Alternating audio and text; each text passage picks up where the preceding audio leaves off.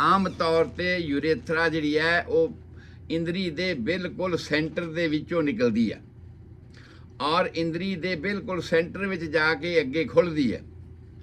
ਪਰ ਕੁਝ ਕਾਰਨਾਂ ਦੇ ਕਰਕੇ, ਕੁਝ ਕਮੀਆਂ ਪੇਸ਼ੀਆਂ ਦੇ ਕਰਕੇ ਇਹ ਜੋ ਸੁਰਾਖ ਹੈ ਯੂਰੇਥਰਾ ਦਾ, ਜਿਹਦੇ ਰਾਹੀਂ ਪਿਸ਼ਾਬ ਨੇ ਆਉਣਾ ਹੁੰਦਾ ਆ, ਉਹ ਸਾਹਮਣੇ ਨਾ ਖੁੱਲ੍ਹ ਕੇ ਇੰਦਰੀ ਦੇ ਪਿੱਛੇ ਰੂਟ ਵਾਲੇ ਪਾਸੇ, ਜਿੱਥੇ ਉਹਦੀ ਜੜ ਹੈ, ਉਸ ਵਾਲੇ ਪਾਸੇ ਕਿਸੇ ਥਾਂ ਤੇ ਖੁੱਲ੍ਹਦਾ ਆ। ਔਰ ਜੇ ਉਹ ਹੇਠਾਂ ਵਾਲੇ ਪਾਸੇ ਖੁੱਲ੍ਹਦਾ ਆ ਤੇ ਉਸ ਨੂੰ ਹਾਈਪੋਸਪੇਡੀਏਸਿਸ ਕਹਿੰਦੇ ਨੇ। ਜੇ ਉੱਪਰ ਵਾਲੇ ਕਿਸੇ ਪਾਸੇ ਖੁੱਲ੍ਹਦੇ ਨੇ ਤਾਂ ਉਸ ਨੂੰ ਐਪੀਸਪੇਡੀਏਸਿਸ ਕਹਿੰਦੇ ਆ। ਮਤਲਬ ਕੀ ਹੋਇਆ ਕਿ ਪਿਸ਼ਾਬ ਜਦੋਂ ਵੀ ਬੱਚਾ ਕਰਦਾ ਆ, ਉਹ ਸਿੱਧੇ ਰਸਤੇ ਤੋਂ ਉਹਦੇ ਪਾਰ ਨਹੀਂ ਕਰਦਾ, ਜਾਂ ਕਈ ਵਾਰ ਐਸਾ ਹੁੰਦਾ ਆ ਕਿ ਪਿਸ਼ਾਬ ਸਾਹਮਣੇ ਤੋਂ ਵੀ ਪਾਸ ਹੁੰਦਾ ਆ, ਹੇਠਾਂ ਜਾਂ ਉੱਪਰ। ਜਿੱਥੇ ਇਸ ਯੂਰੇਥਰਾ ਦੇ ਵਿੱਚ ਸੁਰਾਖ ਹਨ, ਉਹਨਾਂ ਸੁਰਾਖਾਂ ਦੇ ਰਾਹੀਂ ਵੀ ਪਿਸ਼ਾਬ ਲੀਕ ਹੋ ਰਿਹਾ, ਜਿਵੇਂ ਅਲੱਗ-ਅਲੱਗ ਲੀਕੇਜ ਹੋਣ। ਬਹੁਤ ਰੇਅਰ ਕੰਡੀਸ਼ਨ ਹੈਗੀ ਹੈ, ਪਰ ਆਮ ਤੌਰ ਤੇ ਇਹ ਐਨੋਮਲੀਜ਼ ਦੇ ਵਿੱਚ ਗਿਣੀ ਜਾਂਦੀ ਹੈ ਕਿ ਹਾਈਪੋਸਪੇਡੀਏਸਿਸ ਜੰਮਦੇ ਬੱਚਿਆਂ ਦੇ ਪਿਸ਼ਾਬ ਦੀ ਨਲੀ ਦਾ ਸਾਹਮਣੇ ਨਾ ਖੁੱਲ੍ਹ ਕੇ ਕਿਸੇ ਹੋਰ ਥਾਂ ਤੇ ਖੁੱਲ੍ਹਣਾ। ਹੇਠਾਂ ਖੁੱਲ੍ਹਦਾ ਹੈ ਤਾਂ ਹਾਈਪੋਸਪੇਡੀਏਸਿਸ, ਉੱਪਰ ਖੁੱਲ੍ਹਦਾ ਹੈ ਤਾਂ ਐਪੀਸਪੇਡੀਏਸਿਸ। ਇਹ ਇੱਕ ਰੇਅਰ ਕੰਡੀਸ਼ਨ ਹੈ ਔਰ ਤੁਸੀਂ ਇਹ ਅੰਦਾਜ਼ਾ ਲਾ ਲਓ ਵੀ ਇਸ ਰੇਅਰ ਕੰਡੀਸ਼ਨ ਦਾ ਅੱਗੇ ਆਉਣ ਵਾਲੇ ਸਮੇਂ ਦੇ ਵਿੱਚ ਕੀ ਬੈਡ ਇਫੈਕਟ ਹੋਣਾ ਹੈ। ਅਗਲੇ ਆਉਣ ਵਾਲੇ ਸਮੇਂ ਦੇ ਵਿੱਚ ਜਦੋਂ ਇਸ ਜੀਵਨ ਨੇ ਅੱਗੇ ਜੀਵਨ ਪੈਦਾ ਕਰਨਾ ਹੈ, ਉਸ ਵੇਲੇ ਜਦੋਂ ਜੋ ਵੀਰਜ ਡਿਸਚਾਰਜ ਹੋਣਾ ਹੈ, ਜਿਸ ਨੇ ਵੈਜਾਈਨਲ ਏਰੀਏ ਦੇ ਵਿੱਚ ਔਰਤ ਦੇ ਜਾ ਕੇ ਡਿਸਚਾਰਜ ਹੋਣਾ ਹੈ ਅਗਲੇ ਸੁਰਾਖ ਦੇ ਵਿੱਚੋਂ, ਉਹ ਨਹੀਂ ਜਾ ਸਕੇਗਾ। ਉਹ ਨਹੀਂ ਜਾ ਸਕੇਗਾ ਕਿਉਂਕਿ ਰੂਟ ਪਿੱਛੇ ਰਹਿ ਜਾਂਦੀ ਹੈ। ਅਗਰ ਰੂਟ ਦੇ ਕੋਲ ਇਹ ਸੁਰਾਖ ਹੋਇਆ ਤੇ ਇਹ ਜਿਹੜਾ ਵੀਰਜ ਦਾ ਡਿਸਚਾਰਜ ਹੈ ਉਹ ਬਾਹਰੋਂ ਬਾਹਰ ਹੋ ਜਾਏਗਾ ਤੇ ਆਪਣੇ ਅਸਲ 'ਚ ਸਹੀ ਪੋਜੀਸ਼ਨ ਤੇ ਨਹੀਂ ਪਹੁੰਚੇਗਾ, ਜਿੱਥੋਂ ਇਹ ਅੱਗੇ ਬੱਚੇਦਾਨੀ ਵਿੱਚ ਚੜ੍ਹ ਸਕੇ ਤੇ ਅੱਗੋਂ ਨਵਾਂ ਜੀਵਨ ਪੈਦਾ ਕਰਨ ਵਾਸਤੇ ਇੱਕ ਵਿਧਾਨ ਸ਼ੁਰੂ ਹੋ ਸਕੇ। ਇਸ ਕਰਕੇ ਇਹਦੀ ਹੁਣ ਦੀ ਪ੍ਰੋਬਲਮ ਨਾਲੋਂ ਵੀ ਜ਼ਿਆਦਾ ਪ੍ਰੋਬਲਮ ਇਹ ਹੈ ਕਿ ਅੱਗੇ ਜਦੋਂ ਜੀਵਨ ਨੇ ਜੀਵਨ ਪੈਦਾ ਕਰਨਾ ਆ, ਉਸ ਵੇਲੇ ਜਿਹੜਾ ਵੀਰਜ ਦਾ ਨਿਕਾਸ ਹੈ ਉਹ ਸਿੱਧੇ ਤੌਰ ਤੇ ਨਹੀਂ ਜਾ ਸਕਣਾ। ਇਸ ਕਰਕੇ ਅੱਜ ਕੱਲ੍ਹ ਤਾਂ ਪਲਾਸਟਿਕ ਸਰਜਰੀ ਬਹੁਤ ਜ਼ਿਆਦਾ ਹੋ ਰਹੀ ਹੈ। ਲੋਕ ਇਸ ਨੂੰ ਪਹਿਲਾਂ ਤੋਂ ਰਿਪੇਅਰ ਕਰਨਾ ਸ਼ੁਰੂ ਕਰ ਦਿੰਦੇ ਨੇ, ਪਰ ਹਾਂ ਇਹ ਇੱਕ ਡਿਫੈਕਟ ਹੈ ਜਿਹਦੇ ਬਾਰੇ ਸਾਨੂੰ ਜਾਣਨ ਦੀ ਲੋੜ ਹੈਗੀ ਹੈ ਕਿ ਜੰਮਦੇ ਬੱਚੇ ਨੂੰ ਕੁਝ ਕਮੀਆਂ ਦੇ ਕਰਕੇ ਐਸੀ ਚੀਜ਼ ਰਹਿ ਜਾਂਦੀ ਹੈ ਕਿ ਸੁਰਾਖ ਪੂਰੀ ਤਰ੍ਹਾਂ ਇੰਦਰੀ ਦੇ ਵਿੱਚ ਥਾਰੋ ਨਹੀਂ ਹੋਇਆ ਹੁੰਦਾ, ਅਗਲੇ ਸਿਰੇ ਤੱਕ ਨਹੀਂ ਗਿਆ ਹੁੰਦਾ ਤੇ ਕਿਸੇ ਹੋਰਾਂ ਵਾਲੇ ਪਾਸੇ ਤੇ ਉਹ ਜਾ ਕੇ ਖੁੱਲ ਜਾਂਦਾ ਹੈ। ਸੋ ਮੈਂ ਇਹ ਦੱਸਿਆ ਕਿ ਪਹਿਲੇ ਸਟਾਰਟਿੰਗ ਸ਼ੁਰੂਆਤ ਦੇ ਵਿੱਚ ਤੇ ਉਹਦਾ ਪਿਸ਼ਾਬ ਅਲੱਗ ਥਾਵਾਂ ਤੋਂ ਆਏਗਾ, ਪਰ ਜਦੋਂ ਉਹ ਜਵਾਨ ਹੋਏਗਾ ਤੇ ਜਦੋਂ ਜੀਵਨ ਤੋਂ ਜੀਵਨ ਪੈਦਾ ਕਰਨਾ ਹੈ, ਉਸ ਵੇਲੇ ਇਸ ਹਾਲਾਤ ਦੇ ਵਿੱਚ ਵੀਰਸ ਜਿਹੜਾ ਹੈ ਆਪਣੀ ਸਹੀ ਪੋਜੀਸ਼ਨ ਤੇ ਵੈਜਾਈਨਲ ਏਰੀਏ ਦੇ ਵਿੱਚ ਨਹੀਂ ਜਾ ਸਕੇਗਾ, ਜਿੱਥੋਂ ਕਿ ਇਹ ਬੱਚੇਦਾਨੀ ਦੇ ਵਿੱਚ ਸੱਕ ਕਰਕੇ ਅੱਗੇ ਆਪਣਾ ਜੀਵਨ ਜਿਹੜਾ ਸ਼ੁਰੂ ਕਰ ਲਿਆ, ਆਪਣਾ ਅਗਲਾ ਸਫ਼ਰ ਜਿਹੜਾ ਸ਼ੁਰੂ ਕਰ ਸਕੇ। ਇਸੇ ਤਰ੍ਹਾਂ ਹੀ ਨੈਕਸਟ ਕੰਡੀਸ਼ਨ ਸੀ ਸਾਡੀ ਫਾਈਮੋਸਿਸ ਦੀ। ਫਾਈਮੋਸਿਸ ਕਹਿੰਦੇ ਆ ਕਿ ਤੁਸੀਂ ਦੇਖਦੇ ਹੋ ਕਿ ਸੁਰਾਖ ਤੇ ਅੱਗੇ ਖੁੱਲ੍ਹਦਾ, ਇੰਦਰੀ ਦੇ ਬਿਲਕੁਲ ਅਗਲੇ ਪਾਸੇ ਜਿਹੜਾ ਹਿੱਸਾ ਹੈ ਉਹਨੂੰ ਗਲਾਂਸ ਕਹਿੰਦੇ ਆ, ਗਲਾਂਸ ਪੇਨਸ। ਪਿਛਲੇ ਪਾਸੇ ਸ਼ੈਫਟ ਹੁੰਦੀ ਹੈ, ਬਾਡੀ ਹੁੰਦੀ ਹੈ, ਔਰ ਇਹਦੀ ਸਾਰੀ ਡਿਸਕ੍ਰਿਪਸ਼ਨ ਮੈਂ ਤੁਹਾਡੇ ਨਾਲ ਪਹਿਲਾਂ ਸਾਂਝੀ ਕਰ ਚੁੱਕਿਆ ਹਾਂ ਕਿ ਕੀ ਚੀਜ਼ ਹੁੰਦੀ ਹੈ, ਉਹਦੀ ਬਣਤਰ ਕਿਵੇਂ ਦੀ ਬਣੀ ਹੋਈ ਹੈ, ਕਿਹੜੀਆਂ ਮਾਸਪੇਸ਼ੀਆਂ ਹੈਗੀਆਂ ਨੇ ਉਹਦੇ, ਕੈਵਰਨੋਸਮ, ਸਪੰਜੀਓਸਮ ਵਗੈਰਾ, ਸਪੰਜ ਵਰਗੇ ਉਹਦੇ 'ਚ ਲੇਅਰ ਹੈਗੇ ਨੇ ਜਿਨ੍ਹਾਂ 'ਚ ਖੂਨ ਭਰਦਾ ਤੇ ਕੜਾਹ ਆਉਂਦਾ। ਇਹ ਸਾਰੀ ਡਿਟੇਲ ਮੈਂ ਪਹਿਲਾਂ ਤੁਹਾਡੇ ਨਾਲ ਡਿਸਕਸ ਕਰ ਚੁੱਕਾ ਤੇ ਅੱਗੇ ਜਦੋਂ ਫਿਰ ਜੈਨੇਟਿਕ ਦਾ ਚੈਪਟਰ ਆਉਣਾ, ਮੈਂ ਉਸ ਵੇਲੇ ਫਿਰ ਤੁਹਾਡੇ ਨਾਲ ਇਹ ਗੱਲਾਂ ਸਾਂਝੀਆਂ ਦੁਬਾਰਾ ਰਿਪੀਟ ਕਰਨੀਆਂ ਨੇ। ਅੱਜ ਸਾਡਾ ਚੈਪਟਰ ਇਹ ਚੱਲਦਾ ਪਿਆ ਆ ਕਿ ਕਮੀਆਂ ਪੇਸ਼ੀਆਂ ਕੀ ਰਹਿ ਜਾਂਦੀਆਂ ਨੇ, ਤੇ ਉਹਨਾਂ ਕਮੀਆਂ ਪੇਸ਼ੀਆਂ ਦੇ ਵਿੱਚ ਹੀ ਇੱਕ ਹੈ ਫਾਈਮੋਸਿਸ। ਇੱਕ ਫਾਈਮੋਸਿਸ ਜਿਹਦਾ ਹੁੰਦਾ ਇਨਕੰਪਲੀਟ ਹੁੰਦਾ। ਫਾਈਮੋਸਿਸ ਹੈ ਕਿ ਉਹ ਜਿਹੜਾ ਗਲਾਂਸ ਪੇਨਸ ਹੈ ਸਾਡਾ, ਉਹਦੇ ਉੱਪਰ ਜਿਹੜਾ ਮਾਸ ਹੈ ਉਹ ਆਮ ਤੌਰ ਤੇ ਤੁਸੀਂ ਦੇਖਿਆ ਹੋਣਾ ਕਿ ਬੱਚਿਆਂ ਦਾ ਉੱਪਰ ਪੂਰੀ ਤਰ੍ਹਾਂ ਕਵਰ ਹੁੰਦਾ ਹੈ, ਔਰ ਜਦੋਂ ਉਹ ਨਾਰਮਲ ਸੈਕਸ ਦੀ ਭਾਵਨਾ ਦੇ ਵਿੱਚ ਆਉਂਦੇ ਨੇ ਉਸ ਵੇਲੇ ਉਹ ਪਰਦਾ ਜਿਹੜਾ ਹੈ ਉਹ ਪਿੱਛੇ ਹਟ ਜਾਂਦਾ ਤੇ ਗਲਾਂਸ ਬਿਲਕੁਲ ਸਾਹਮਣੇ, ਯੂਰੇਥਰਾ ਦਾ ਮੂੰਹ ਬਿਲਕੁਲ ਸਾਹਮਣੇ ਨੰਗਾ ਹੋ ਜਾਂਦਾ ਹੈ, ਗਲਾਂਸ ਪੂਰਾ ਨੰਗਾ ਹੋ ਜਾਂਦਾ ਹੈ। ਪਰ ਜੇ ਕੁਦਰਤੀ ਤੌਰ ਤੇ ਇਹਦੀ ਬਣਤਰ ਅਜੇ ਪੂਰੀ ਨਹੀਂ ਹੋਈ ਤਾਂ ਕੀ ਹੈ ਕਿ ਯੂਰੇਥਰਾ ਦੇ ਉੱਪਰ ਵਾਲੇ ਪਾਸੇ ਇਹ ਜਿਹੜਾ ਗਲਾਂਸ ਪੇਨਸ ਹੈ, ਜਿਹੜਾ ਹੈ ਪ੍ਰੀਪਸ ਹੈ, ਇਹ ਗਲਾਂਸ ਪੇਨਸ ਦੇ ਉੱਪਰ ਵਾਲੇ ਪਾਸੇ ਜੰਮਿਆ ਹੀ ਰਹਿ ਜਾਂਦਾ ਹੈ। ਹਜੇ ਇਹਦੇ ਵਿੱਚੋਂ ਅਗਾਂਹ ਸੁਰਾਖ ਜਿਹੜਾ ਆ ਯੂਰੇਥਰਾ ਦਾ ਉਹ ਸਿੱਧਾ ਨਹੀਂ ਹੋਇਆ, ਤੇ ਜੇ ਸੁਰਾਖ ਸਿੱਧਾ ਨਹੀਂ ਹੋਇਆ ਤੇ ਉਸ ਵੇਲੇ ਬੱਚੇ ਨੂੰ ਪਿਸ਼ਾਬ ਕਰਨ ਦੇ ਵਿੱਚ ਵੀ ਦਿੱਕਤ ਹੋਏਗੀ। ਇਹ ਪਹਿਲੀ ਕੰਡੀਸ਼ਨ ਹੈ ਜਿਹੜੀ ਸਾਨੂੰ ਵਿਦਨ 2 ਆਵਰਸ, ਇਹਦੇ ਵਾਸਤੇ ਇੰਸਟਰਕਸ਼ਨਸ ਹਨ ਕਿ ਵਿਦਨ 2 ਆਵਰਸ ਅਸੀਂ 2 ਖਾਸ ਗੱਲਾਂ ਚੈੱਕ ਕਰਨੀਆਂ ਨੇ। ਇੱਕ ਨਿਕਾਸ ਰਾਹਾਂ ਦੀਆਂ, ਨਿਕਾਸ ਰਾਹ ਸਾਡੇ ਕਿਹੜੇ ਹਨ? ਨੱਕ ਹੈ, ਮੂੰਹ ਹੈ, ਸਾਹ ਲੈਣਾ। ਉਸ ਤੋਂ ਬਾਅਦ ਨਿਕਾਸ ਰਾਹ ਹੈ ਸਾਡਾ ਪਿਸ਼ਾਬ ਦਾ ਆਉਣਾ। ਉਸ ਤੋਂ ਬਾਅਦ ਨਿਕਾਸ ਰਾਹ ਹੈ ਸਾਡਾ ਟੱਟੀ ਦਾ ਆਉਣਾ, ਮਿਕੋਨੀਅਮ ਜਿਹਨੂੰ ਕਹਿੰਦੇ ਅਸੀਂ।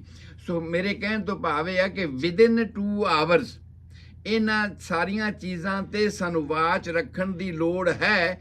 ਇਹ ਐਨੋਮਲੀਜ਼ ਦੇ ਵਿੱਚ ਕਈ ਵੇਰਾਂ ਪਰਦਾ ਉੱਪਰ ਪੂਰੀ ਤਰ੍ਹਾਂ ਫਿਕਸ ਹੋਇਆ ਹੁੰਦਾ ਆ, ਔਰ ਫਿਕਸ ਹੋਇਆ ਪਰਦਾ ਜਿਹੜਾ ਆ ਉਹ ਅੱਗੇ ਯੂਰੇਥਰਾ ਦਾ ਪਿਸ਼ਾਬ ਬਾਹਰ ਨਹੀਂ ਜਾਣ ਦਿੰਦਾ, ਜਿਹਦੇ ਕਰਕੇ ਅੱਗੇ ਪੁਕਾਨਾ ਜਿਹਾ ਫੁੱਲ ਜਾਂਦਾ ਹੈ ਤੇ ਬੱਚਾ ਰੋਂਦਾ ਹੈ, ਚਿਲਾਉਂਦਾ ਹੈ, ਵਾਰ-ਵਾਰ ਉਹਨੂੰ ਪਿਸ਼ਾਬ ਕਰਨ ਦੀ ਹਾਜਤ ਹੁੰਦੀ ਹੈ। ਸੋ ਵਿਦਿਨ 2 ਆਵਰਸ ਅਗਰ ਬੱਚੇ ਨੇ ਪਿਸ਼ਾਬ ਨਹੀਂ ਕੀਤਾ ਤੇ ਉਸ ਹਾਲਾਤ ਵਿੱਚ ਸਾਨੂੰ ਇਹ ਪਿਸ਼ਾਬ ਵਾਲੀ ਨਾਲੀ ਨੂੰ ਚੈੱਕ ਕਰ ਲੈਣ ਦੀ ਬਹੁਤ ਜ਼ਰੂਰਤ ਹੁੰਦੀ ਹੈ। ਜੇ ਉਹਦੇ ਡਾਇਪਰ ਤੇ ਜੇ ਅਸੀਂ ਵੇਖ ਲਿਆ ਕਿ ਹਾਂ ਵਿਦਿਨ 2 ਆਵਰਸ ਉਸਨੇ ਪਿਸ਼ਾਬ ਕਰ ਲਿਆ, ਇਟਸ ਗੁੱਡ, ਨਾਰਮਲ ਹੈ। ਕਈ ਹਾਲਤਾਂ ਦੇ ਵਿੱਚ ਇਹ ਪਾਰਸ਼ੀਅਲ ਹੁੰਦਾ ਆ। ਪਾਰਸ਼ੀਅਲ ਦਾ ਮਤਲਬ ਇਹ ਹੁੰਦਾ ਹੈ ਕਿ ਅੱਗੋਂ ਜੁੜਿਆ ਤਾਂ ਹੋਇਆ ਹੈ, ਉਸ ਗਲਾਸ ਪੇਨਸ ਦੇ ਉੱਪਰ ਵਾਲਾ ਜਿਹੜਾ ਪਰਦਾ ਹੈ ਉਹ ਜੁੜਿਆ ਤਾਂ ਹੋਇਆ ਹੈ, ਪਰ ਉਹ ਪੂਰੀ ਤਰ੍ਹਾਂ ਨਹੀਂ ਜੁੜਿਆ, ਉਹਦੇ ਵਿੱਚ ਬਰੀਕ ਜਿਹਾ ਸੁਰਾਖ ਹੈ। ਜੇ ਬਰੀਕ ਜਿਹਾ ਸੁਰਾਖ ਹੈ ਤੇ ਪਿੱਛੋਂ ਪ੍ਰੈਸ਼ਰ ਨਾਲ ਜਦੋਂ ਪਿਸ਼ਾਬ ਆਇਆ ਤੇ ਪਿਸ਼ਾਬ ਦਾ ਅੱਗੇ ਇੱਕ ਬਲੈਡਰ ਜਿਹਾ ਬਣ ਜਾਂਦਾ, ਕਿ ਝੋਲਾ ਜਿਹਾ ਬਣ ਜਾਂਦਾ ਆ, ਤੇ ਬੱਚਾ ਉਸ ਵੇਲੇ ਵੀ ਚੀਕਦਾ ਹੈਗਾ। ਪਰ ਉਹਦੇ ਨਾਲ ਫਰਕ ਸਿਰਫ ਇੰਨਾ ਰਹਿੰਦਾ ਆ ਕਿ ਪਿਸ਼ਾਬ ਅੱਗੇ ਉਸ ਪਰਦੇ ਦੇ ਵਿੱਚ ਤੇ ਇਕੱਠਾ ਹੋ ਗਿਆ, ਪਰ ਪੂਰੀ ਤਰ੍ਹਾਂ ਬਾਹਰ ਪ੍ਰੈਸ਼ਰ ਦੇ ਨਾਲ ਨਹੀਂ ਆਇਆ। ਸੋ ਇਸ ਦੀ ਵੀ ਟੇਕ ਕੇਅਰ ਕਰਨੀ ਪੈਂਦੀ ਹੈ। ਆਮ ਤੌਰ ਤੇ ਸਰਕਮਸੀਜ਼ਨ ਇੱਕ ਛੋਟੀ ਜੀ ਸਰਜਰੀ ਦਾ ਨਾਂ ਹੈ, ਉਸ ਨੂੰ ਅਸੀਂ ਕਹਿੰਦੇ ਹਾਂ ਸਰਕਮਸੀਜ਼ਨ। ਤੇ ਉਸ ਸਰਕਮਸੀਜ਼ਨ ਦੇ ਮੁਤਾਬਕ ਅਸੀਂ ਇਸ ਨੂੰ ਪੰਜਾਬੀ 'ਚ ਤੁਸੀਂ ਕਹਿ ਲਓ ਸੁੰਨਤ ਕਰਨਾ। ਠੀਕ ਆ, ਕੁਝ ਗੱਲਾਂ ਜ਼ਿੰਦਗੀ ਵਾਸਤੇ ਬਹੁਤ ਜ਼ਰੂਰੀ ਹੈਗੀਆਂ ਨੇ, ਪਰ ਕਈ ਧਰਮਾਂ ਨੇ ਆਪਣੇ ਸਿੰਬਲ ਬਣਾ ਲਏ ਉਹਨਾਂ ਗੱਲਾਂ ਨੂੰ। ਜਦੋਂ ਧਰਮ ਨੇ ਸਿੰਬਲ ਬਣਾ ਲਿਆ ਤੇ ਸਮਝੋ ਦੂਜੇ ਧਰਮਾਂ ਵਾਸਤੇ ਇੱਕ ਵਿਵਰਜਿਤ ਗੱਲ ਹੋ ਗਈ। ਹਾਲਾਂਕਿ ਫਾਈਮੋਸਿਸ ਦੀ ਸਰਕਮਸੀਜ਼ਨ ਕਰਨ ਦੇ ਨਾਲ, ਸੁੰਨਤ ਕਰਨ ਦੇ ਨਾਲ ਬਹੁਤ ਸਾਰੀਆਂ ਬਿਮਾਰੀਆਂ ਜਿਹੜੀਆਂ ਸਮੈਗਮਾ, ਜਿਹੜੀ ਅੰਦਰ ਇਸ ਪਰਦੇ ਦੇ ਮੈਲ ਜੰਮਦੀ ਹੈ, ਜਿਹੜਾ ਇਸ ਪਰਦੇ ਦੇ ਅੰਦਰਲੇ ਪਾਸੇ ਇਨਫੈਕਸ਼ਨ ਹੋ ਸਕਦਾ ਹੈ, ਜਰਾਸੀਮ ਪੈਦਾ ਹੋ ਸਕਦੇ, ਉਹਨਾਂ ਤੋਂ ਬਚਾਅ ਹੋ ਸਕਦਾ ਹੈਗਾ। ਪਰ ਕਿਉਂਕਿ ਇਹ ਮੁਸਲਮਾਨਾਂ ਦੇ ਧਰਮ ਦਾ ਸਿੰਬਲ ਬਣ ਗਿਆ, ਇਸ ਕਰਕੇ ਬਾਕੀ ਸਾਰਿਆਂ ਨੇ ਇਸ ਨੂੰ ਵਿਵਰਜਿਤ ਕਰ ਦਿੱਤਾ ਵੀ ਅਸੀਂ ਇਹ ਨਹੀਂ ਕਰਵਾ ਸਕਦੇ। ਲੇਕਿਨ ਅਗਰ ਮੈਡੀਕਲ ਟਰਮ ਤੋਂ ਅਸੀਂ ਬੋਲ ਦਈਏ, ਮੈਡੀਕਲ ਪੁਆਇੰਟ ਆਫ ਵਿਊ ਦੀ ਗੱਲ ਅਸੀਂ ਕਰਦੇ ਹਾਂ, ਤੇ ਫਿਰ ਇਹ ਠੀਕ ਹੈਗਾ, ਫਿਰ ਇਹ ਹੋ ਜਾਣਾ ਚਾਹੀਦਾ ਹੈ। ਪਰ ਨਾਲ ਦੀ ਨਾਲ ਇਹ ਵੀ ਗੱਲ ਆ, ਪ੍ਰੋਸ ਐਂਡ ਕੌਨਸ ਦੋਵੇਂ ਸੋਚਣੇ ਪੈਂਦੇ ਆ ਕਿ ਜਿਨ੍ਹਾਂ ਲੋਕਾਂ ਨੇ ਸਰਕਮਸੀਜ਼ਨ ਕਰਵਾਇਆ ਹੈ ਉਹਨਾਂ ਨੂੰ ਗਲਾਸ ਪੇਨਸ ਦੇ ਇਨਫੈਕਸ਼ਨ ਦੂਜਿਆਂ ਨਾਲੋਂ ਜ਼ਿਆਦਾ ਹੋ ਜਾਂਦੇ ਨੇ ਜਿਨ੍ਹਾਂ ਨੇ ਨਹੀਂ ਕਰਵਾਇਆ ਹੋਇਆ। ਭਾਵ ਕੀ ਹੈ, ਫਾਇਦਾ ਵੀ ਹੈ, ਨੁਕਸਾਨ ਵੀ ਹੈ। ਰੈਗੂਲਰ ਤੌਰ ਤੇ ਸਮੈਗਮਾ ਜੰਮਦਾ ਹੈ, ਉਹਦੇ ਵਿੱਚ ਤੁਸੀਂ ਦੰਦਾਂ ਦਾ ਤਕਰੇੜਾ ਹੀ ਤੁਸੀਂ ਵੇਖ ਲਓ ਨਾ, ਤੁਸੀਂ 2 ਦਿਨ ਦੰਦ ਸਾਫ਼ ਨਾ ਕਰੋ ਤੇ ਉਹਦੇ ਉੱਤੇ ਪੀਲਾ ਪੀਲਾ ਸਭ ਕੁਝ ਜੰਮ ਜਾਂਦਾ ਆ। ਇਸੇ ਤਰ੍ਹਾਂ ਹੀ ਬੱਚੇ ਦੀ ਇੰਦਰੀ ਵਾਸਤੇ ਤਾਂ ਅਸੀਂ ਕਦੇ ਖਿਆਲ ਹੀ ਨਹੀਂ ਨਾ ਕਰਦੇ ਇਸ ਗੱਲ ਦਾ, ਜਿਹੜਾ ਕਿ ਸਾਨੂੰ ਕਰਨ ਦੀ ਜ਼ਰੂਰਤ ਹੈਗੀ ਹੈ। ਜਿਹੜੀਆਂ ਮਾਵਾਂ ਇਸ ਵੇਲੇ ਸੁਣ ਰਹੀਆਂ ਨੇ, ਉਹਨਾਂ ਨੂੰ ਇਹ ਖਿਆਲ ਕਰਨ ਦੀ ਲੋੜ ਹੈਗੀ ਹੈ ਕਿ ਆਪਣੇ ਜੰਮਦੇ ਬੱਚੇ ਦਾ ਵੀ ਤੁਸੀਂ ਉਹ ਪਰਦੇ ਦੇ ਅੰਦਰ ਜੋ ਵੀ ਕੁਛ ਹੈ ਮੈਲ ਜੰਮਦੀ ਹੈ ਉਸ ਨੂੰ ਸਾਫ਼ ਕਰਨ ਦੀ ਲੋੜ ਹੈ। ਨਹੀਂ ਤਾਂ ਉਹਦੇ ਸਥਾਨ ਤੇ ਜਰਾਸੀਮ ਆ ਸਕਦੇ ਨੇ, ਬੱਚੇ ਨੂੰ ਇਨਫੈਕਸ਼ਨ ਹੋ ਸਕਦਾ, ਵਾਰ-ਵਾਰ ਬੱਚੇ ਨੂੰ ਬੁਖਾਰ ਹੋ ਸਕਦਾ, ਇਨਫੈਕਸ਼ਨ ਹੋ ਸਕਦਾ। ਜਦੋਂ ਇਹੋ ਜਿਹੀਆਂ ਕੰਡੀਸ਼ਨਾਂ ਹੀ ਆਉਣੀਆਂ ਸ਼ੁਰੂ ਹੋ ਜਾਣ, ਮੰਨ ਲਿਆ ਜਾਂ ਤੁਸੀਂ ਨਹੀਂ ਕੀਤਾ, ਕੁਦਰਤ ਦਾ ਆਪਣਾ ਨਿਯਮ ਵੀ ਹੈ ਉਹਨੂੰ ਸਾਫ਼ ਕਰਨ ਦਾ। ਜਿਹੜਾ ਸਾਡੇ ਜਿਵੇਂ ਮੂੰਹ ਦੇ ਵਿੱਚ, ਮੈਂ ਮੂੰਹ ਦੇ ਨਾਲ ਐਗਜ਼ਾਮਪਲ ਜੋੜ ਰਿਹਾ ਹਾਂ, ਜਿਵੇਂ ਸਾਡੇ ਮੂੰਹ ਦੇ ਵਿੱਚ ਸਲਾਈਵਾ ਜਿਹੜਾ ਆਉਂਦਾ, ਟਾਈਲਨ ਨਾਂ ਹੈ ਉਹਦਾ, ਕੈਮੀਕਲ ਨਾਂ ਹੈ ਟਾਈਲਨ। ਉਹ ਟਾਈਲਨ ਜਿਹੜਾ ਮੂੰਹ ਦੇ ਵਿੱਚ ਆਉਂਦਾ ਉਹ ਆਟੋਮੈਟਿਕਲੀ ਸਾਫ਼ ਕਰਦਾ ਰਹਿੰਦਾ ਸਾਡੇ ਦੰਦਾਂ ਨੂੰ।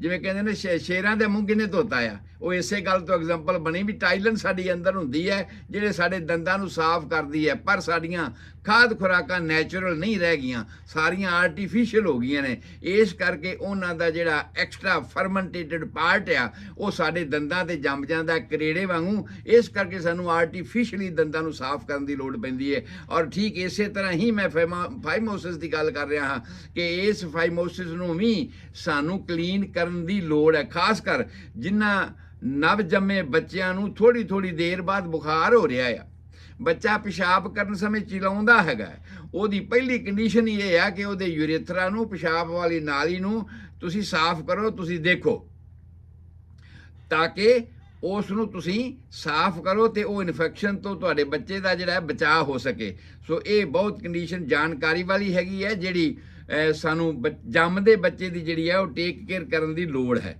ਉਸ ਤੋਂ ਬਾਅਦ ਅੱਗੇ ਇੱਕ ਗੱਲ ਆਉਂਦੀ ਹੈ ਡਾਊਨ ਸਿੰਡਰਮ। ਡਾਊਨ ਸਿੰਡਰਮ ਇੱਕ ਇਸ ਤਰ੍ਹਾਂ ਦਾ ਕਰੈਕਟਰ ਹੈ, ਜਿਸ ਤਰ੍ਹਾਂ ਤੁਸੀਂ ਸਮਝਦੇ ਹੋ ਨਾ, ਅਸੀਂ ਜੈਨੇਟਿਕ ਦੀ ਗੱਲ ਜਦੋਂ ਕੀਤੀ ਸੀ ਸ਼ੁਰੂਆਤ ਦੇ ਵਿੱਚ, ਇਹ ਕਿਹਾ ਸੀ ਵੀ ਮਾਂ ਵੱਲੋਂ ਤੇ XX ਕ੍ਰੋਮੋਜ਼ੋਮਸ ਹੀ ਆਉਂਦੇ ਨੇ, ਆਦਮੀ ਵੱਲੋਂ X ਤੇ Y ਕ੍ਰੋਮੋਜ਼ੋਮਸ ਆਉਂਦੇ ਨੇ, ਔਰ ਇਹ ਜਿਹੜੇ ਕ੍ਰੋਮੋਜ਼ੋਮਸ ਨੇ ਇਹਨਾਂ ਦੀ ਇਹ ਗਿਣਤੀ ਆਪਸ ਵਿੱਚ ਮੈਚ ਕਰਦੀ ਹੈ, ਸਟਰੋਂਗਰ ਵਨ ਜਿਹੜੇ ਨੇ ਇੱਕ ਦੂਸਰੇ ਨਾਲ ਫਿਰ ਫਿਊਜ਼ ਹੁੰਦੇ ਨੇ ਤੇ ਅੱਗੇ ਨਵਾਂ ਜੀਵਨ ਲੜਕੇ ਜਾਂ ਲੜਕੀ ਦਾ ਸ਼ੁਰੂ ਹੁੰਦਾ ਹੈ। ਇਹ ਡਿਟੇਲ ਮੈਂ ਤੁਹਾਡੇ ਨਾਲ ਕਰ ਚੁੱਕਿਆ, ਪਰ ਡਾਊਨ ਸਿੰਡਰਮ ਦੀ ਮੈਂ ਗੱਲ ਕਰਨੀ ਹੈ। ਕਈ ਵੇਰਾਂ ਬਜਾਏ ਇੱਕ ਦੇ, ਜੇ ਤੁਹਾਡੇ ਹੋਣ ਵਾਲਾ ਬੱਚਾ ਫੀਮੇਲ ਹੈ ਤੇ XX ਦੇ 3 ਜੋੜੇ ਹੋ ਗਏ, ਮੰਨ ਲਿਆ ਇੱਕ X ਜੋੜਾ ਐਕਸਟਰਾ ਹੋ ਗਿਆ, ਤੇ ਜਦੋਂ ਕੋਈ ਚੀਜ਼ ਐਕਸਟਰਾ ਕਿਸੇ ਚੀਜ਼ ਵਿੱਚ ਆ ਜਾਂਦੀ ਉਹ ਖਰਾਬੀ ਤੇ ਪੈਦਾ ਕਰੇਗੀ ਨਾ। ਅਸੀਂ ਹੁਣ ਅਲੱਗ-ਅਲੱਗ ਸਟੇਸ਼ਨਾਂ ਤੋਂ ਕੰਟੈਕਟ ਕਰ ਰਹੇ ਹਾਂ ਤੇ ਸਾਡਾ ਕੰਟੈਕਟ ਹੀ ਵਾਰ-ਵਾਰ ਟੁੱਟਦਾ ਜਾ ਰਿਹਾ ਹੈਗਾ, ਇਹੋ ਜਿਹੀਆਂ ਪ੍ਰੋਬਲਮਸ ਆਉਣਗੀਆਂ। ਠੀਕ ਇਸੇ ਤਰ੍ਹਾਂ ਹੀ ਜਦੋਂ ਡਾਊਨ ਸਿੰਡਰਮ ਹੁੰਦਾ ਆ, ਇਹ ਆਮ ਤੌਰ ਤੇ ਬੱਚੇ ਜਦੋਂ ਥੋੜ੍ਹੇ ਜਿਹੇ ਵੱਡੇ ਹੁੰਦੇ ਨੇ ਉਹਨਾਂ ਵਿੱਚ ਇਹ ਸਾਨੂੰ ਪਤਾ ਲੱਗਣਾ ਸ਼ੁਰੂ ਹੋ ਜਾਂਦਾ ਹੈ। ਪੰਜਾਬੀ 'ਚ ਕਹਿ ਲਓ ਮੰਦ ਬੁੱਧੀ ਟਾਈਪ ਦੇ ਬੱਚੇ ਹੋਣੇ ਸ਼ੁਰੂ ਹੋ ਜਾਂਦੇ ਨੇ ਕਿ ਸਾਰੀ ਐਕਟੀਵਿਟੀ ਕਰਦੇ ਤਾਂ ਹੈ ਨੇ ਪਰ ਡਿਲੇ ਹੈ, ਹਰ ਗੱਲ ਨੂੰ ਸਮਝਣ ਦੇ ਵਿੱਚ ਉਹਨਾਂ ਦੇ 'ਚ ਡਿਲੇ ਹੁੰਦਾ ਹੈ, ਉਹ ਸਮਝ ਨਹੀਂ ਸਕਦੇ, ਵਾਰ-ਵਾਰ ਦੁਹਰਾਉਣਾ ਪੈਂਦਾ ਇੱਕ ਗੱਲ ਨੂੰ, ਵਾਰ-ਵਾਰ ਰੈਪੀਟੀਸ਼ਨ ਕਰਨਾ ਪੈਂਦਾ, ਫਿਰ ਉਹਨਾਂ ਦੇ ਗੱਲ ਦਿਮਾਗ 'ਚ ਪੈਂਦੀ ਹੈ, ਅਗਲੇ ਦਿਨ ਫਿਰ ਦੁਬਾਰਾ ਉਹੀ ਕੁਝ ਹੁੰਦਾ ਹੀ। ਇਹਨੂੰ ਅਸੀਂ ਕਹਿੰਦੇ ਹਾਂ ਡਾਊਨ ਸਿੰਡਰਮ। ਔਰ ਇਸ ਡਾਊਨ ਸਿੰਡਰਮ ਦਾ ਅਸੀਂ ਹੁਣ ਦੇ ਵਕਤ ਕੋਈ ਉਪਰਾਲਾ ਨਹੀਂ ਕਰ ਸਕਦੇ, ਕਿਉਂਕਿ ਇਹ ਹੋ ਚੁੱਕਿਆ, ਇਹ ਉਹਦੀ ਬਣਤਰ ਦੇ ਵਿੱਚ ਸੀ। ਜਦੋਂ ਬਣਤਰ ਸ਼ੁਰੂ ਹੋਈ ਸੀ ਇਹ ਗੱਲ ਉਹਦੇ ਵਿੱਚ ਸ਼ਾਮਲ ਹੋ ਚੁੱਕੀ ਸੀ, ਜਿਸ ਨੂੰ ਅਸੀਂ ਹੁਣ ਦੁਬਾਰਾ ਰਿਪੇਅਰ ਨਹੀਂ ਕਰ ਸਕਦੇ। ਜਿਵੇਂ ਫਾਈਮੋਸਿਸ ਨੂੰ ਅਸੀਂ ਰਿਪੇਅਰ ਕਰ ਸਕਦੇ ਹਾਂ, ਜਿਵੇਂ ਫੋਰਾਮੈਨੋਵਲ ਨੂੰ ਅਸੀਂ ਰਿਪੇਅਰ ਕਰ ਸਕਦੇ ਹਾਂ, ਜਿਵੇਂ ਹਾਈਡਰੋਸੈਫਲਸ ਦੀ ਮੈਂ ਗੱਲ ਕਰੀ ਹੈ ਤੇ ਉਹਦਾ ਅਸੀਂ ਪ੍ਰਬੰਧ ਕਰ ਸਕਦੇ ਹਾਂ। ਇਸੇ ਤਰ੍ਹਾਂ ਕਲੈਫਟ ਪਲੇਟ ਹੈ ਤੇ ਉਹਦੀ ਅੱਜ ਕੱਲ੍ਹ ਸਰਜਰੀ ਹੋ ਰਹੀ ਹੈ। ਇਸੇ ਤਰ੍ਹਾਂ ਬਹੁਤ ਸਾਰੀਆਂ ਗੱਲਾਂ ਨੇ ਜਿਹੜੀਆਂ ਬਾਅਦ ਵਿੱਚ ਜਿਹੜੀਆਂ ਰਹਿ ਗਈਆਂ, ਬਣਤਰ ਦੀਆਂ ਕਮੀਆਂ ਨੇ, ਅਸੀਂ ਉਹਨਾਂ ਨੂੰ ਦੂਰ ਕਰ ਸਕਦੇ ਹਾਂ। ਪਰ ਡਾਊਨ ਸਿੰਡਰਮ ਇਸ ਤਰ੍ਹਾਂ ਦੀ ਐਨੋਮਲੀ ਹੈ, ਇਸ ਤਰ੍ਹਾਂ ਦੀ ਰਹਿ ਗਈ ਬਣਤਰ ਦੀ ਕਮੀ ਹੈ, ਜਿਹਨੂੰ ਅਸੀਂ ਦੁਬਾਰਾ ਦਰੁਸਤ ਨਹੀਂ ਕਰ ਸਕਦੇ। ਔਰ ਇਹ ਸਾਨੂੰ ਇਸੇ ਤਰ੍ਹਾਂ ਹੀ ਭੁਗਤਣਾ ਪਏਗਾ ਕਿ ਉਹ ਜਿਹੜੇ ਬੱਚੇ ਨੇ ਜਦੋਂ ਜਵਾਨ ਵੀ ਹੁੰਦੇ ਨੇ, 30-35 ਸਾਲ ਦੇ ਵੀ ਹੋ ਜਾਂਦੇ ਨੇ, ਬਾਵਜੂਦ ਇਸ ਦੇ ਵੀ ਸਲੋ ਲਰਨਰ ਹੁੰਦੇ ਨੇ। ਉਹ ਪੂਰੀ ਤਰ੍ਹਾਂ ਗੱਲ ਨੂੰ ਲਰਨ ਨਹੀਂ ਕਰ ਸਕਦੇ, ਛੇਤੀ ਲਰਨ ਨਹੀਂ ਕਰ ਸਕਦੇ। ਜਿਹੜਾ ਉਹਨਾਂ ਦਾ ਇੱਕ ਲਫ਼ਜ਼ ਹੈਗਾ IQ, ਇੰਟੈਲੀਜੈਂਸ ਕੋਟਾ ਜਿਹੜਾ ਉਹਨਾਂ ਦਾ ਉਹ ਘੱਟ ਹੁੰਦਾ ਆ। ਕਿਉਂਕਿ ਇੱਕ ਐਕਸਟਰਾ ਚੀਜ਼ ਉਹਦੇ 'ਚ ਆ ਗਈ ਨਾ, ਐਕਸਟਰਾ ਚੀਜ਼ ਆਉਣ ਕਰਕੇ ਇਹ ਜਿਹੜੇ, ਹਾਲਾਂਕਿ ਹੋਣਾ ਤਾਂ ਚਾਹੀਦਾ ਸੀ, ਜੇ ਐਕਸਟਰਾ ਚੀਜ਼ ਆ ਗਈ ਤਾਂ ਉਹ ਵੱਧ ਹੋਣਾ ਚਾਹੀਦਾ ਸੀਗਾ, ਲੇਕਿਨ ਇਹ ਡਾਊਨ ਸਿੰਡਰਮ ਦੇ ਹਾਲਾਤ 'ਚ ਪੈਦਾ ਹੁੰਦਾ ਹੈ ਕਿ ਉਹ ਡੈਫੀਸ਼ੀਐਂਸੀ ਦੇ ਤੌਰ 'ਤੇ ਹੁੰਦਾ ਹੈ। ਉਸ ਤੋਂ ਬਾਅਦ ਸਾਡੀ ਰੀੜ੍ਹ ਦੀ ਹੱਡੀ ਦੇ ਵਿੱਚ ਇੱਕ ਨੁਕਸ ਪੈਂਦਾ ਹੈ। ਸਾਡੇ ਕੋਲ ਹਜੇ 2 ਮਿੰਟ ਹੈਗੇ ਆ। ਸੋ ਰੀੜ੍ਹ ਦੀ ਹੱਡੀ ਦੇ ਵਿੱਚ ਇੱਕ ਨੁਕਸ ਪੈਂਦਾ ਹੈ ਕਿ ਰੀੜ੍ਹ ਦੀ ਹੱਡੀ ਕਈ ਵੇਰਾਂ ਟੇਢੀ ਹੋਈ ਹੁੰਦੀ, ਕਰਵ ਹੋ ਜਾਂਦੀ ਹੈ। ਕਈ ਵੇਰਾਂ ਉਹਦੇ ਵਿੱਚੋਂ ਵੀ ਇੱਕ ਭੁਕਾਨਾ ਜਾਂ ਬਲਜ ਆਊਟ ਹੁੰਦਾ ਹੈਗਾ, ਅਸੀਂ ਉਹਨੂੰ ਕਹਿੰਦੇ ਹਾਂ ਸਪਿਨਾ ਬਾਈਫਿਡਾ ਔਰ ਸਕੋਲੀਓਸਿਸ। ਰੀੜ੍ਹ ਦੀ ਹੱਡੀ ਦਾ ਟੇਢਾ ਹੋ ਜਾਣਾ ਜਾਂ ਰੀੜ੍ਹ ਦੀ ਹੱਡੀ ਦੇ ਉੱਪਰ ਇੱਕ ਬਲਜ ਭੁਕਾਨੇ ਵਾਂਗੂ ਬਾਹਰ ਆ ਜਾਣਾ। ਮੇਰੇ ਕੋਲ ਸਮਾਂ, ਮੈਂ ਸਮਝਦਾ ਕਿ ਇਹਨਾਂ 2 ਮਿੰਟਾਂ ਦੇ ਵਿੱਚ ਮੈਂ ਸਾਰੀ ਗੱਲ ਕਲੀਅਰ ਨਹੀਂ ਕਰ ਸਕਾਂਗਾ। ਮੈਂ ਇਹਨੂੰ ਕੱਲ ਫਿਰ ਰਿਪੀਟ ਕਰਾਂਗਾ। ਸਪਿਨਾ ਬਾਈਫਿਡਾ ਔਰ ਸਕੋਲੀਓਸਿਸ ਨੂੰ ਮੈਂ ਦੁਬਾਰਾ ਰਿਪੀਟ ਕਰਾਂਗਾ। ਅਗਲੀਆਂ ਹੋਰ ਗੱਲਾਂ ਜਿਹੜੀਆਂ ਨੇ, ਸਟਰਕਚਰਲ ਚੇਂਜਸ ਨੇ, ਇਹ ਦੱਸਣ ਤੋਂ ਪਹਿਲਾਂ, ਕਿਉਂਕਿ ਸਾਡੀ ਰੀੜ੍ਹ ਦੀ ਹੱਡੀ ਗੋਲ ਹੈ ਅੰਦਰੋਂ, ਭਾਵੇਂ ਅਲੱਗ-ਅਲੱਗ ਹੱਡੀਆਂ ਦੀ ਜੁੜ ਕੇ ਬਣੀ, ਪਰ ਉਹਨਾਂ ਦਾ ਜਿਹੜਾ ਅੰਦਰਲਾ ਨਿਊਰਲ ਕੈਨਾਲ ਹੈ, ਅੰਦਰਲੀ ਸੁਰਾਖ ਹੈ, ਉਹ ਆਪਸ ਪੂਰੀ ਤਰ੍ਹਾਂ ਫਿੱਟ ਬੈਠਦੇ ਨੇ ਔਰ ਉਹ ਇੱਕ ਸਿੱਧੀ ਰੀੜ੍ਹ ਦੀ ਹੱਡੀ ਪਰ ਲਚਕ ਉਹਦੇ ਵਿੱਚ ਹੁੰਦੀ ਹੈ। ਪਰ ਜੇ ਲਚਕ ਹੋਣ ਦੇ ਇਲਾਵਾ ਇਹ ਕਿਸੇ ਥਾਂ ਤੇ ਵੈਸੇ ਹੀ ਕੁੱਬੀ ਹੋ ਜਾਏ, ਜਿਵੇਂ ਬੁੱਢੇ ਹੋ ਗਏ ਬੰਦੇ ਲੋਕ ਕੁੱਬੇ ਹੋ ਜਾਂਦੇ ਨੇ, ਖੂੰਡੀ ਨਾਲ ਤੁਰਨਾ ਸ਼ੁਰੂ ਕਰ ਦਿੰਦੇ ਨੇ ਤੇ ਲੱਕ ਜਿਹੜਾ ਉਹਨਾਂ ਦਾ ਦੂਰਾ ਹੋ ਜਾਂਦਾ ਹੈ। ਅਗਰ ਇਹ ਰੀੜ੍ਹ ਦੀ ਹੱਡੀ ਇਸ ਤਰ੍ਹਾਂ ਹੀ ਕੁੱਬੀ ਹੋ ਜਾਵੇ ਤਾਂ ਇਹ ਇਸ ਤਰ੍ਹਾਂ ਦੇ ਡਿਫੈਕਟ ਵੀ ਜੀਵਨ ਦੇ ਵਿੱਚ ਪੈਦਾ ਹੁੰਦੇ ਨੇ, ਜਿਹਦੇ ਵਾਸਤੇ ਮੈਂ ਅੱਗੇ ਦੱਸਿਆ ਸੀ ਤੁਹਾਨੂੰ ਕਿ ਫੋਲਿਕ ਐਸਿਡ ਵਗੈਰਾ ਜਾਂ ਕੈਲਸ਼ੀਅਮ ਵਗੈਰਾ ਦੀ ਕਮੀ, ਜਿਹਦੇ ਨਾਲ ਹੱਡੀਆਂ ਪੂਰੀ ਤਰ੍ਹਾਂ ਬਣਦੀਆਂ ਨੇ, ਉਹਨਾਂ ਦੀ ਕਮੀ ਪੇਸ਼ੀ ਅਗਰ ਰਹਿ ਜਾਵੇ ਤੇ ਇਸ ਤਰ੍ਹਾਂ ਦੇ ਡਿਫੈਕਟ ਜਿਹੜੇ ਨੇ ਮਾਂ 'ਚ ਆਉਂਦੇ ਨੇ। ਮੈਂ ਇਹਦੇ ਬਾਰੇ ਅਜੇ ਹੋਰ ਡਿਟੇਲ ਗੱਲ ਕਰਨੀ ਹੈ ਅੱਜ ਦਾ, ਕਿਉਂਕਿ ਮੇਰਾ ਸਮਾਂ ਸਮਾਪਤ ਹੋ ਰਿਹਾ ਹੈ। ਮੈਂ ਗੁਰਦੀਪ ਸਿੰਘ ਸੰਧੂ, ਤੁਹਾਡਾ ਹੋਮਿਓਪੈਥਿਕ ਕੰਸਲਟੈਂਟ, ਤੁਹਾਡੀ ਸੇਵਾ 'ਚ ਹਾਜ਼ਰ ਹਾਂ। 7021 ਵਿਲੇਜ ਪਾਰਕ ਵੇ, ਡਬਲਿਨ, ਕੈਲੀਫੋਰਨੀਆ ਦੇ ਵਿੱਚ ਹਾਂ। ਮੇਰਾ ਫੋਨ ਨੰਬਰ 4086871899 ਹੈ। ਈਮੇਲ ਐਡਰੈਸ ਹੈ homeomedicine@yahoo.com। ਕਿਸੇ ਵੀ ਵੇਲੇ ਤੁਸੀਂ ਕਿਸੇ ਬਿਮਾਰੀ ਬਾਰੇ ਸਮਝਣਾ ਚਾਹੁੰਦੇ ਹੋ, ਸਟਰਲਿਟੀ ਬਾਰੇ ਜਾਣਨਾ ਚਾਹੁੰਦੇ ਹੋ, ਨਾਰਮਲ ਹਾਲਾਤਾਂ ਵਿੱਚ ਗ੍ਰਸਥ ਜੀਵਨ ਚੱਲਦਿਆਂ ਵੀ ਬੱਚਾ ਨਹੀਂ ਹੋ ਰਿਹਾ, ਡਾਕਟਰ ਕਹਿੰਦੇ ਨੇ ਕਿ ਸਾਰਾ ਕੁਝ ਨਾਰਮਲ ਹੈ, ਅਗਰ ਇਸ ਤਰ੍ਹਾਂ ਦੀਆਂ ਕੰਡੀਸ਼ਨਾਂ ਵੀ ਹੈ ਨੇ ਤੇ ਤੁਸੀਂ ਮੇਰੇ ਨਾਲ ਡਿਸਕਸ ਕਰ ਸਕਦੇ ਹੋ, ਤਾਂ ਕਿ ਅਸੀਂ ਉਹਨੂੰ ਪ੍ਰੋਪਰ ਵੇ ਤੇ ਜਿੱਥੇ ਜਿੱਥੇ ਵੀ ਉਹ ਬਰੀਕੀਆਂ ਦੀ ਗੱਲ ਹੈਗੀ ਹੈ ਉਸ ਨੂੰ ਜਾਂਚ ਕਰਕੇ ਤੇ ਉਹਦਾ ਹੱਲ ਨਿਵਾਰਨ ਕਰ ਸਕੀਏ, ਸਿਸਟਮ ਨੂੰ ਸਹੀ ਕਰ ਸਕੀਏ, ਤਾਂ ਕਿ ਸਾਰਾ ਕੁਝ ਇੱਕ ਰੂਟੀਨ ਦੇ ਵਿੱਚ ਚੱਲ ਸਕੇ। ਕਿਉਂਕਿ ਕੁਦਰਤ ਦੀ ਤੁਹਾਡੇ ਨਾਲ ਕੋਈ ਬੇਇਨਸਾਫੀ ਨਹੀਂ ਹੈਗੀ, ਕੁਦਰਤ ਨੇ ਕਿਸੇ ਨਾਲ ਕੋਈ ਬੇਇਨਸਾਫੀ ਨਹੀਂ ਕੀਤੇ, ਸਾਡੇ ਆਪਣੇ ਕੀਤੇ ਸਾਡੇ ਸਾਹਮਣੇ ਆਉਂਦੇ ਨੇ। ਸਾਡੀਆਂ ਆਪਣੀਆਂ ਕਮੀਆਂ ਪੇਸ਼ੀਆਂ ਜਿਹੜੀਆਂ ਨੇ ਉਹ ਸਾਡੇ ਸਾਹਮਣੇ ਆਉਂਦੀਆਂ ਨੇ, ਤੇ ਕਈ ਵਿਕਾਰ ਸਾਡੇ ਸਾਹਮਣੇ ਬਣ ਕੇ ਰੂਪਮਾਨ ਹੋ ਜਾਂਦੇ ਨੇ, ਤੇ ਉਹਨਾਂ ਨੂੰ ਸਮਝਣ ਦੀ ਜ਼ਰੂਰਤ ਹੈਗੀ ਕਿ ਉਹ ਕਿਹੜੀਆਂ ਗੱਲਾਂ ਨੇ ਜਿਹੜੀਆਂ ਸਾਡੀ ਕਮੀ ਪੇਸ਼ੀ ਰਹਿ ਗਈਆਂ ਨੇ, ਜਿਹੜੇ ਸਾਡੇ ਵੱਲੋਂ ਰਹਿ ਗਈਆਂ ਹਨ, ਅਸੀਂ ਉਹਨਾਂ ਨੂੰ ਦਰੁਸਤ ਕਰ ਸਕਦੇ ਹਾਂ ਇਨ ਟਾਈਮ, ਔਰ ਅਸੀਂ ਫਿਰ ਦੁਬਾਰਾ ਜੀਵਨ ਦੇ ਉਸ ਰਸਤੇ ਦੇ ਵਿੱਚ ਪਾਂਧੀ ਬਣ ਸਕਦੇ ਹਾਂ, ਤੇ ਦੂਜੇ ਹੋਰ ਆਮ ਜਨਤਾ ਦੇ ਮੁਤਾਬਕ ਹੀ ਜੀਵਨ ਤੋਂ ਅੱਗੇ ਤੋਰਨ ਦੇ ਸਮਰੱਥ ਹੋ ਸਕਦੇ ਹਾਂ। ਸੋ ਤੁਹਾਡਾ ਸਾਰਿਆਂ ਦਾ ਰੱਬ ਰਾਖਾ, ਤੁਹਾਡੇ ਸਾਰਿਆਂ ਦੀ ਚੰਗੀ ਸਿਹਤ ਲਈ ਦੁਆ ਕਰਦਾ ਹਾਂ। ਕੱਲ੍ਹ ਨੂੰ ਫਿਰ ਇਸੇ ਹੀ ਟਾਈਮ, ਇਸੇ ਹੀ ਰੇਡੀਓ TV ਉੱਪਰ, ਔਰ ਇਸ ਜਿੰਨੇ ਵੀ ਮਾਧਿਅਮ ਇਸ ਵੇਲੇ ਮੈਨੂੰ ਟੇਕਅਪ ਕਰ ਰਹੇ ਨੇ, ਮੈਂ ਉਹਨਾਂ ਸਾਰਿਆਂ ਦਾ ਹੀ ਧੰਨਵਾਦੀ ਹਾਂ। ਰੇਡੀਓ ਪ੍ਰਵਾਸ, ਰੇਡੀਓ ਸਭ ਰੰਗ, ਫੇਸਬੁੱਕ ਮੀਡੀਆ, YouTube ਮੀਡੀਆ, ਜਿਹੜੇ ਵੀ ਸਾਰੇ ਪ੍ਰੋਗਰਾਮਾਂ ਨੂੰ ਰਿਲੇ ਕਰ ਰਹੇ, ਮੈਂ ਉਹਨਾਂ ਸਾਰਿਆਂ ਦਾ ਹੀ ਬਹੁਤ ਬਹੁਤ ਧੰਨਵਾਦੀ ਹਾਂ। ਔਰ ਮੈਂ ਬੇਨਤੀ ਸਾਰੇ ਸਰੋਤਿਆਂ ਨੂੰ ਇਹ ਕਰਨਾ ਚਾਹੁੰਦਾ ਕਿ ਇੰਨੀਆਂ ਜ਼ਰੂਰੀ ਗੱਲਾਂ ਨੇ, ਇਹ ਇੰਨੀਆਂ ਤੁਹਾਡੇ ਨਾਲ ਸੰਬੰਧਿਤ ਗੱਲਾਂ ਨੇ, ਤੁਹਾਡੀ ਆਉਣ ਵਾਲੀ ਜਨਰੇਸ਼ਨ ਨਾਲ ਸੰਬੰਧਿਤ ਗੱਲਾਂ ਹੈਗੀਆਂ ਨੇ। ਬਿਮਾਰੀਆਂ ਦੇ ਚੈਪਟਰ ਤੋਂ ਪਹਿਲਾਂ ਤੁਹਾਡੀ ਇਸ ਜਨਰੇਸ਼ਨ ਦੀ ਤੁਹਾਡੀ ਨੀਂਹ ਅੱਗੇ ਕਿਵੇਂ ਰੱਖੀ ਜਾਣੀ ਹੈ, ਉਹਦੇ ਵਿੱਚ ਕਿਹੜੀਆਂ ਕਮੀਆਂ ਪੇਸ਼ੀਆਂ ਹੋਣੀਆਂ ਨੇ, ਤੁਹਾਨੂੰ ਉਹਦੇ ਬਾਰੇ ਜਾਣਨਾ ਬਹੁਤ ਜ਼ਰੂਰੀ ਹੈਗਾ। ਸੋ ਇਸ ਕਰਕੇ ਤੁਸੀਂ ਸਾਰੇ ਸੱਜਣ ਮਿੱਤਰ ਚਾਹੁੰਦੇ ਹੋ ਵੀ ਜੇ ਇਹ ਸਹੀ ਗੱਲਾਂ ਹਨ ਤੇ ਤੁਸੀਂ ਆਪਣੇ ਰਿਸ਼ਤੇਦਾਰਾਂ ਨੂੰ, ਭੈਣਾਂ ਭਰਾਵਾਂ ਨੂੰ, ਹੋਰਨਾਂ ਨੂੰ ਦੱਸੋ, ਤਾਂ ਕਿ ਉਹ ਵੀ ਇਹਨਾਂ ਨੂੰ ਸੁਣ ਸਕਣ ਔਰ ਇਹਨਾਂ ਤੋਂ ਲਾਭ ਉਠਾ ਸਕਣ। ਸੋ ਸਾਰਿਆਂ ਦਾ ਰੱਬ ਰਾਖਾ। ਸਤਿ ਸ੍ਰੀ ਅਕਾਲ, ਆਦਾਬ, ਨਮਸਕਾਰ।